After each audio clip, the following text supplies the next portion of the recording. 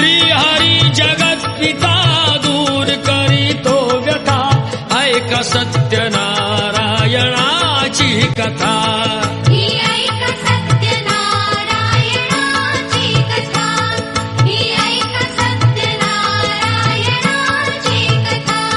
मुकुराजा होता महाथोर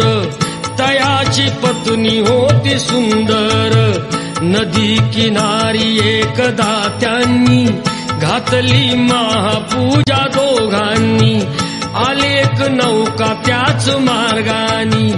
नाव भरलेली पूर्ण द्रव्यानी होती व्यापारी साधू बाण्याची रीत पाहण्यास आला पूजनाची उल्का मुकुत्यास बोले ऐकावे व्रत नारायणाचे आचरावे मनोइच्छित फळ मागावे चरणी श्रीहरीच्या लागावे घराशी आला वाणी परतून तयाची पत्नी होती शीलवान तयास नव्हते काही संतान केला नवस म्हणून वाण्यान पती पत्नीला झाली जाण कन्या ही झाली त्यास रूपवान कलावती म्हणून कन्येचे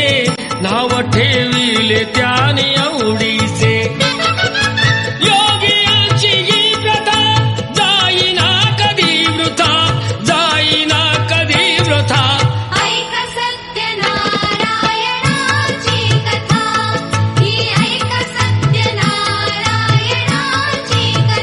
लीलावतीने काही दिवसान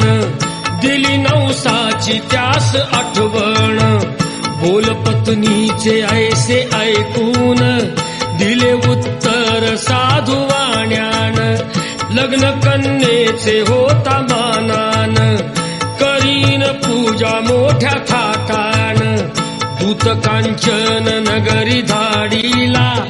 वर एक वैश्य पुत्र ठरविला केले हो कन्यादान वापान विवाह पार पडला थाटान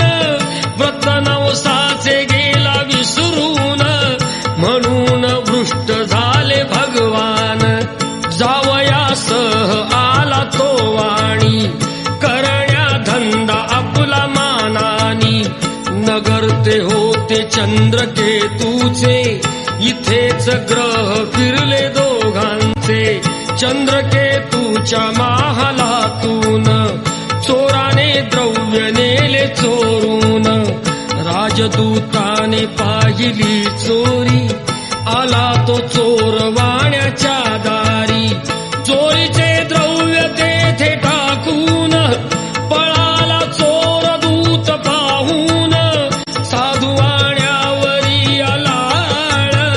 केले दोघासी कैद तात्काळ करता आणि करविता काय घडवितो आता काय घडवितो आता ऐक सत्यनारायणाची कथा ही ऐक सत्यनारायणाची कथा लीलावतीस दुःख बहु झाले घरीही द्रव्य चोरीस गेले लागल्या मागू दोघीही भिक्षा पूजा न केल्याचीच ही शिक्षा होते ब्राह्मणा घरी पूजन आली कलावती ते पाहून घरी सांगून तिने मातेला घातली पूजा त्याच वेळेला चंद्रकेतूच्या तेव्हा स्वप्नात देव जाऊन देती दृष्टांत दोघे निर्दोष असती व्यापारी सोडून द्यावे त्यांना सत्वरी सुटता कैदेतून तो वाणी निघे भरून नौका द्रव्यानी झाली इच्छा तोच देवाची परीक्षा घेण्या साधू वाण्याची येऊनी त्यास म्हणती भगवंत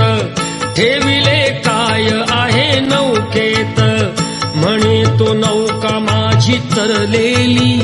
वेली व पाण्याने भरलेली हो खरे तुझे ते बोलून यती ते दूर बसले जाऊन द्रव्य गेले व पाने पाहिली क्षमायतीची त्यानी मागितली वेली पाना